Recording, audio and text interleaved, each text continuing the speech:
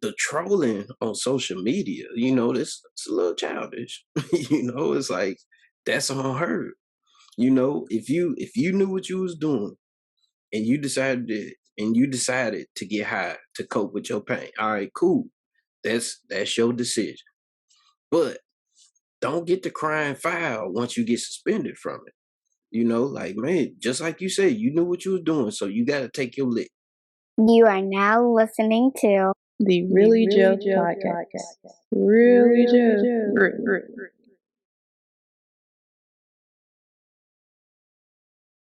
All right, so we got to talk about Sha'Carri Richardson. So she got beat by everybody. I'm doing this recording on Sunday, so this was Saturday. She got beat by everybody. So it's really tough, man. First off, let me say this: the commercial was dope. Like, I've been aware of who she is and her times and all that for a couple years. So I feel like she wasn't gonna win. I said even if she ran in the Olympics, she wasn't gonna win. And what I've told people, she's competing for third at best. So with that being said, it's really kind of, well, back to the commercial. The commercial was dope. So the commercial made me think she may win. It was kind of like that Michael Jordan commercial, that sometimes I dream that he is me. That's how I felt after watching the commercial. And then they came out the blocks, and I'm like, oh, whew, this is terrible. It's really kind of frustrating because she's the future of women's American track and field. Honestly, she's the future. I don't think we have anybody so far, that can really compete with her in the 100 for sure in America. But them Jamaican girls, that's a different story. But it's really disappointing, you know. And keep in mind, I think everybody wants to see her do well. But to me, it seems like she's not working on her craft, in her off time. I saw on social media a lot of people saying, "Oh, she was just off for a month and a week, whatever." And I can't understand why she wouldn't be at home working on her craft. I don't care if you just go jog around the park. She should have came in ready for the race. And I think that's what everybody was expecting, her to come out ready, and probably at her best. But that didn't happen. And then when you factor in what she's been doing on social media, like during the Olympics, where she sends out the tweet, "Do y'all miss me yet?" No, we hadn't just yet, And I even seen some people referring to her as a GOAT, which means greatest of all time. And it's like, okay, she's got potential to be really great. But she's not there yet, and I can't give her that title until she gets to that point. It's like y'all giving her everything too early. It's like, man, let her keep working on her craft. She got a lot of room to grow. And I even was talking about her with this guy, he from Texas, who been knowing about her since like high school. And I'm like, dude, she could be great if she put in the work, if she grind. And he was like, "You're right." And back to the little GOAT title, there's a few people that people consider as GOATs. Like Jordan, LeBron, Kobe. But one thing about them, they have high work ethics. All three of them. Jordan, work ethic. LeBron, you see LeBron finna be 37. He still work out all year round on his body, on his conditioning. Kobe, he stayed in the gym. Even when he first came into the league, he stayed in the gym. I've watched several interviews where they were like, Kobe didn't party. Like if you see him out at a party, it's once in a blue moon. He'd rather go hoop, and go to the gym and work on his craft. I've seen people talk about Kobe and they say, hey, I seen Kobe take 100 jump shots from the same spot in practice. Well, not in practice, but he was just working out and he worked on the same jumper from the same spot 100 times. Or, kind of like when they say Kobe would do all them pump fakes, you know, and then shoot it.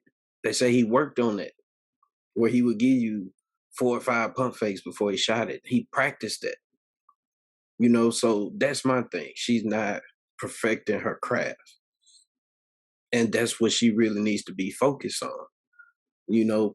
Kind of like anybody that knows track or watches Sha'Carri Richardson, her takeoff isn't good. That's probably her biggest weakness. She has great top end speed. Her takeoff is the problem.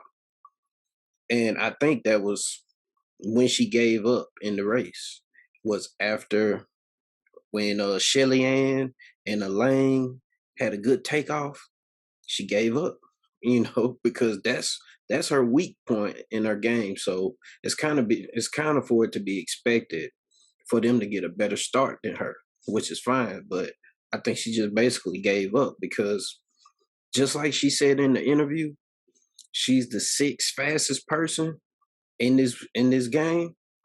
There's no way you should come in 9th if you're the 6th fastest person in track.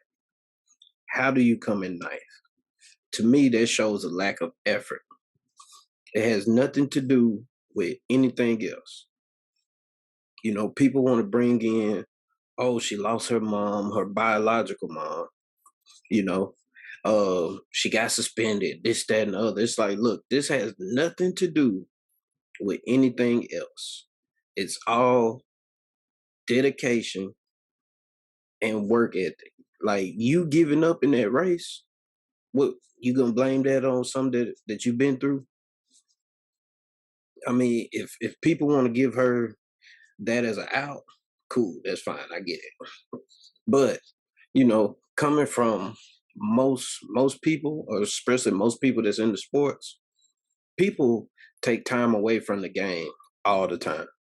When they going through something. So one thing a lot of people don't like is excuses. I'm not saying myself personally, but a lot of people hate when people make excuses. So when you say, hey, she lost her mom, some people gonna look at that as an excuse. She got suspended. Oh, she been suspended. She ain't been able to do nothing. That's kind of an excuse to people. So the fact that you didn't try hard, and this is the crazy thing. I never felt like she was gonna win. Even if she ran in the Olympics, I knew she wasn't gonna win. But let me see you try. Let me see you try for second. Or even from Saturday, let me see you try your best. I can digest that better than you gave up and came in last, and you're the 6th fastest person in the world, the fastest woman in America, and you come in 9th. Like, to me, that makes no sense. And another thing is, to me, she's kind of like Ben Simmons in the track world, because Ben Simmons hadn't had a jump shot his whole career. He's been in the NBA, the highest level that you can be in when it comes to basketball. He's been in the NBA like 4 years, and you still don't have a jumper. That says to me that you're not trying to perfect your craft. Ben Simmons, that is. And that's what I get from Sha'Carri. It doesn't seem like she's trying to perfect her craft. Kind of like, I'm pretty sure anybody that plays sports in high school or whatever, everybody knows somebody that was just talented. Didn't have to do anything. They were just talented. And it was probably in multiple sports. I got a classmate that could play football, basketball.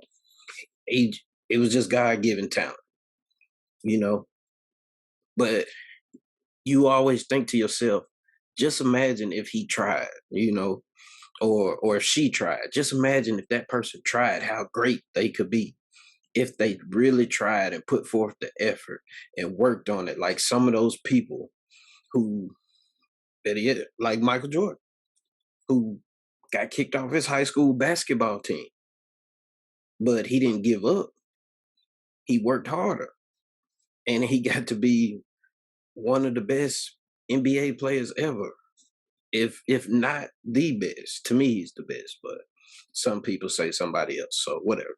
But he's one of the best ever.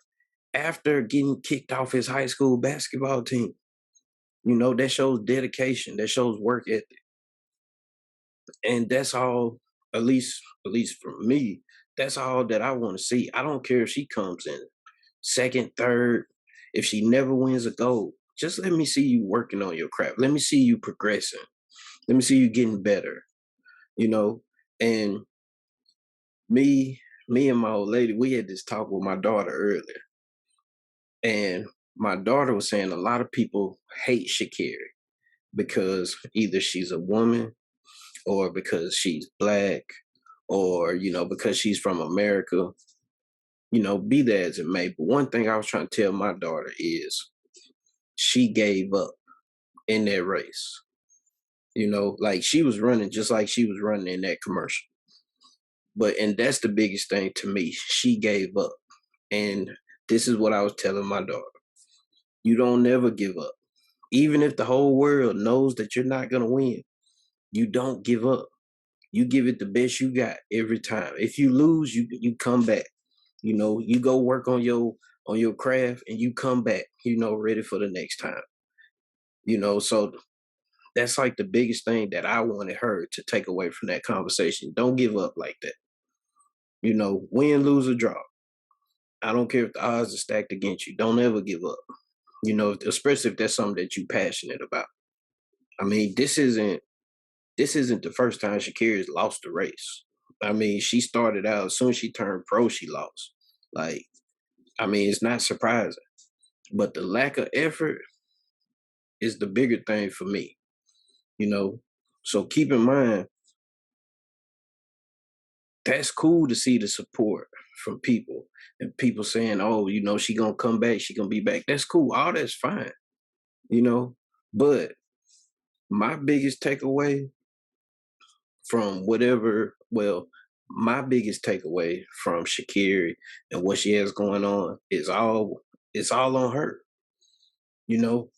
Even when you go to, a lot of people, I saw a lot of people say, oh, she just lost her mom, this, that, and the other. From the sound of that interview, it sounded like her biological mom didn't raise her. Because if you have to say biological mom in front of mom, more than likely that person didn't really raise you or really wasn't in your life, or there's an issue there, at the end of the day. Even in her interview, she says, I know what I was doing. Just honestly, I want to take responsibility for my actions. I know what I did. I know what I'm supposed to do. No, I'm allowed not to do, and I still made that decision. But you see the whole world say, oh, they shouldn't test for that. It's weed. Michael Phelps did weed. That has nothing to do with anything. She knew the rules. She decided to smoke weed. That's on her. So you can blame the rules, this, that, and the other. But it was 400 other athletes in the Olympics that didn't break the rule, as far as the weed goes.